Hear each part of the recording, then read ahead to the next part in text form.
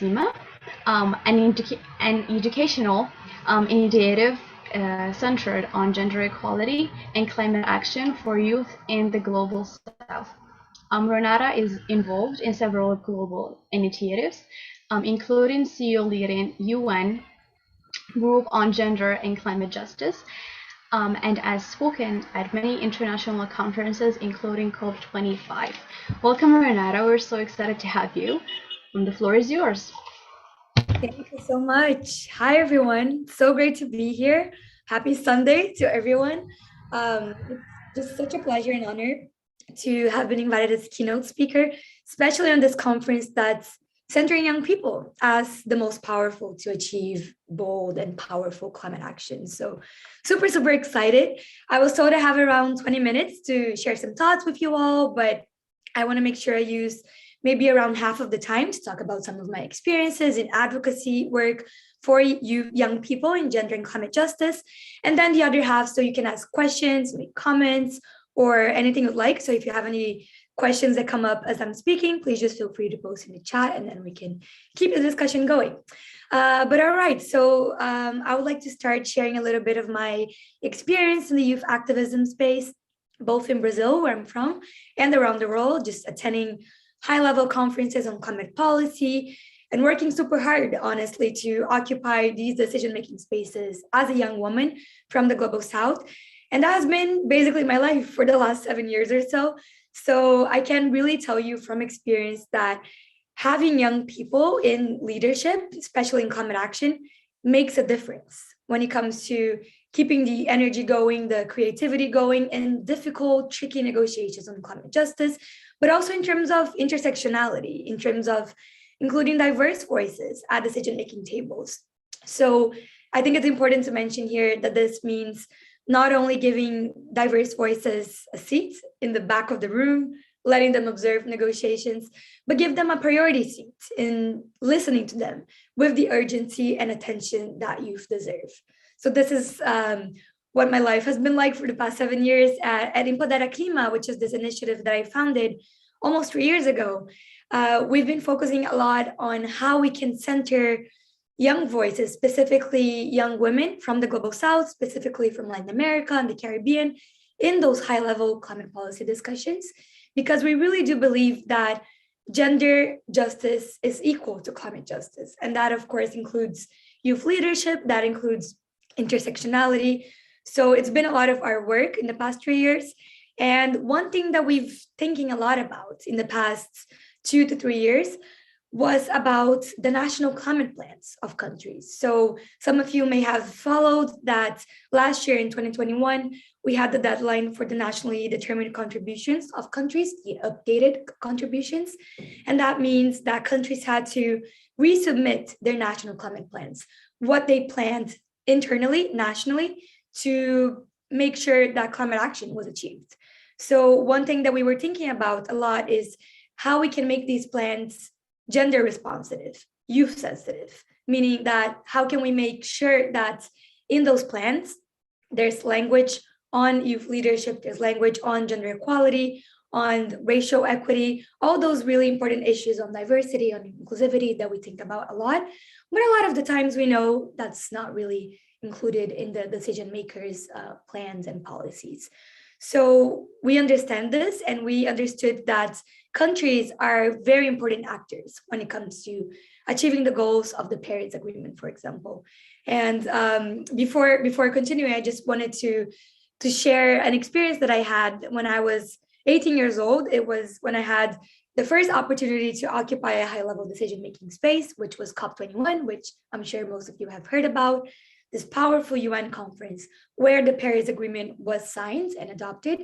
And this was such an important conference. And I remember sitting on the floor of some of the negotiation rooms on human rights and gender equality, and whether that was going to be included in the Paris Agreement or not. And I looked around the room in the negotiators table, and I saw that, to be honest, it was a lot of old white men occupying those positions, even in developing countries, placards and spaces. And I saw that really important topic on gender justice and climate justice be moved from the body of the Paris Agreement, of the draft, to the preamble. And for those of you that maybe have done Model United Nations and know a little bit about how UN agreements work, the preamble is just not as enforceable as the body of the text. So I really saw how negotiators and diplomats were able to kind of move that really important text and language out of the reinforceable part of the Paris Agreement into the preamble, which basically just brings us to this blurred lines in terms of whether that can be adopted by legislator of national congresses and communities. So when I saw that, that was kind of my first, like light bulb turning on and realizing that we're not going to be able to have climate just and gender just policies if we don't have those people in the decision-making spaces sitting there and giving them input. So that was kind of the origin of the work that I started doing. And going back to the NDCs, the nationally determined contributions, we started thinking a lot about how crucial it is to bring these global targets that are going to be part of the national context of countries. And it's important that they take into account young people, of course, but also indigenous peoples, indigenous women, women with disabilities, women of color, migrant women, young girls, trans and gender non-conforming individuals, not only internally, but also in their national policies for mitigation and adaptation to the climate crisis. So along with the youth organization Care About Climate, which is our mother organization within Untitled Chapter, we created something called the Mdc Equity Tracker, which is basically this database that highlights where country pledges for climate action are weak, providing proposed solutions and improvements. And all of this was done with the input and analysis of youth climate activists from all around the world.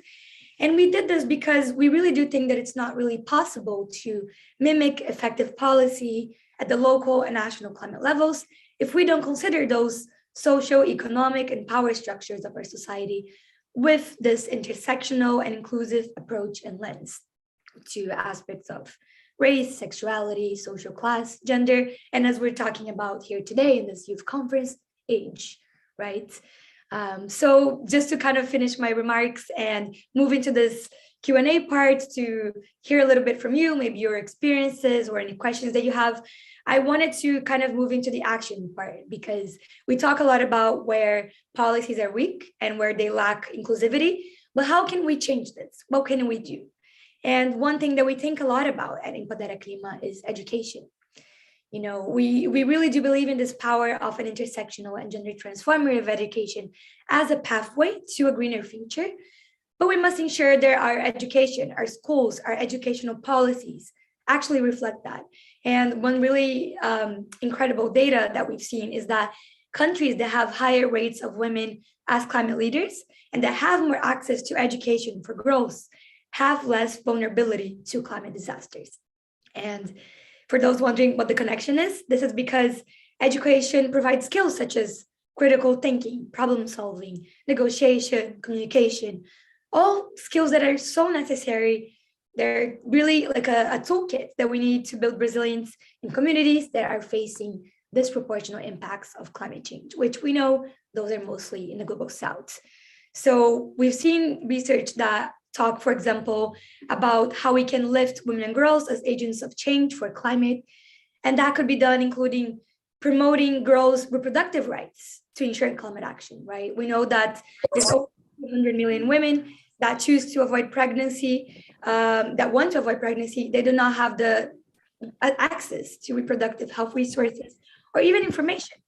So we know that with education, we can not only kind of bridge that knowledge gap, but help to achieve this global transition to a economy, right? So that's one, but of course, investing in girls' education for more climate leadership at COPs, for example, developing girls' life skills for a green economy.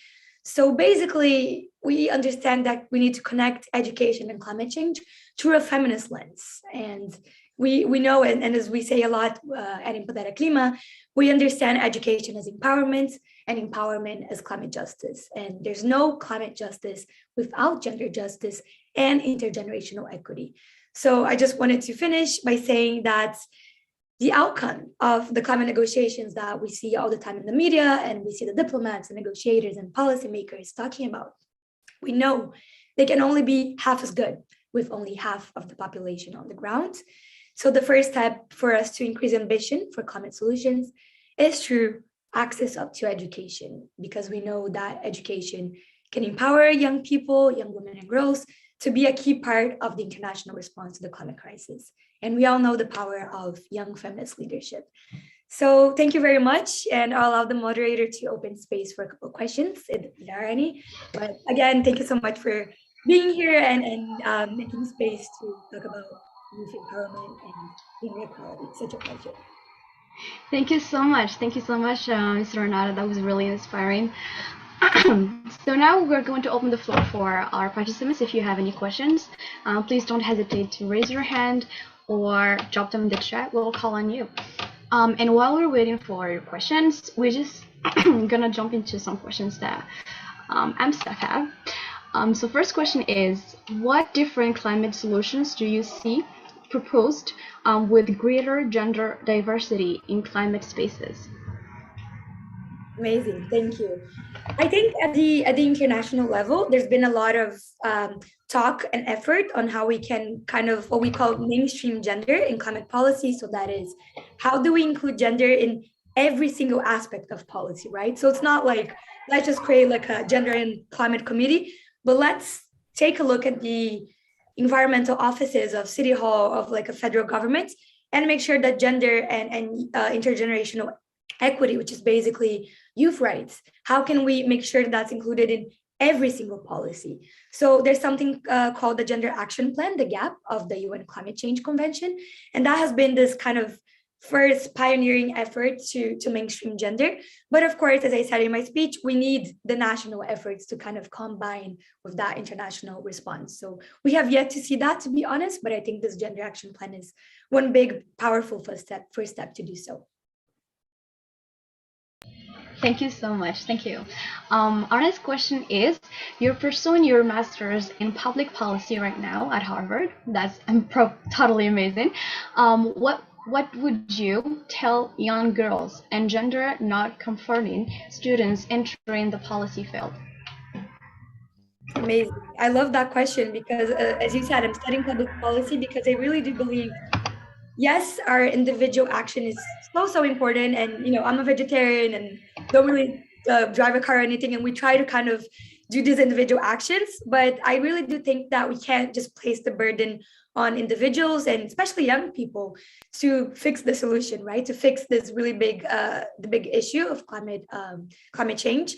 We really do need public policy because that's kind of this powerful structure that changes our individual experiences every single day. So I believe that through public policy, and public policy, for those of you that don't know, can be city level action, regional, national, and also global.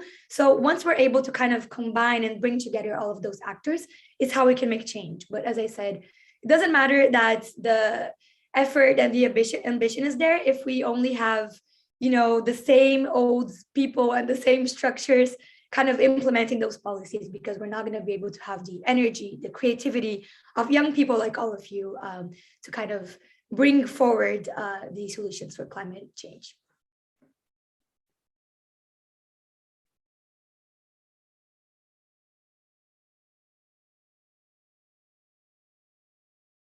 Any other questions? Thank you so much. Thank you so much for highlighting this. This is really important.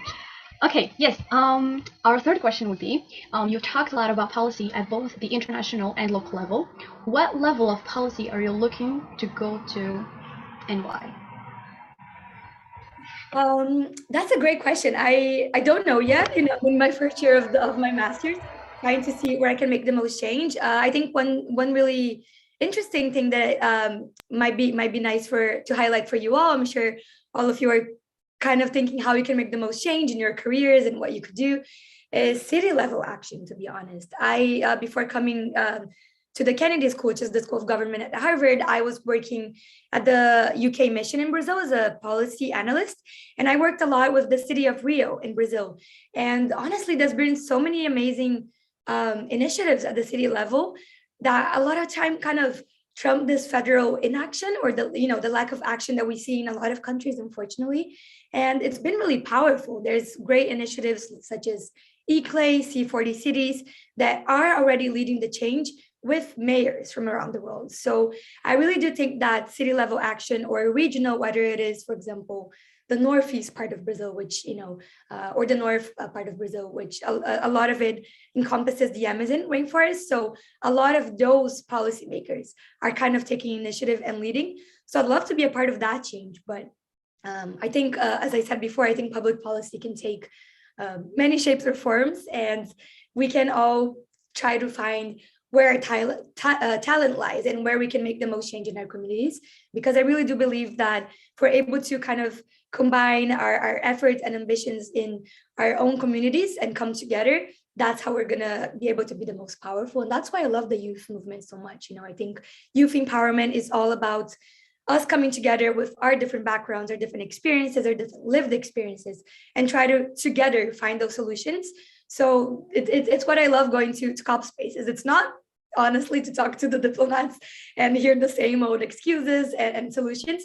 It's to gather with the young people that are there. And at COP26 last year, we saw so many, for example, young Brazilians. It was the largest young Brazilian delegation ever at COP. Come together from indigenous backgrounds, from different lived experiences, and think of solutions together. And to me, that's kind of where power lies. And if we can make sure that that is translated to public policy and vice versa, I think we'll get somewhere. So that's what I'm thinking, but I'm not sure exactly where that will lead me in the future. Yeah, totally. That was fantastic, Ms. Renata. Thank you so much. Give it up for our speaker. And with that, we're going to move into a break before we come back at 1:30 for the second half of our climate advocacy workshop with Eris. And I will see you back here at 1:30 p.m. Eastern Time, and whatever that your time zone that is 1:30. Okay, see you soon, guys. Thank you so much, Renata. Thank you, Renata. Thank you. Thank you so much for this opportunity. Lovely to be a part. Thank you. We'll see you all in 10 minutes.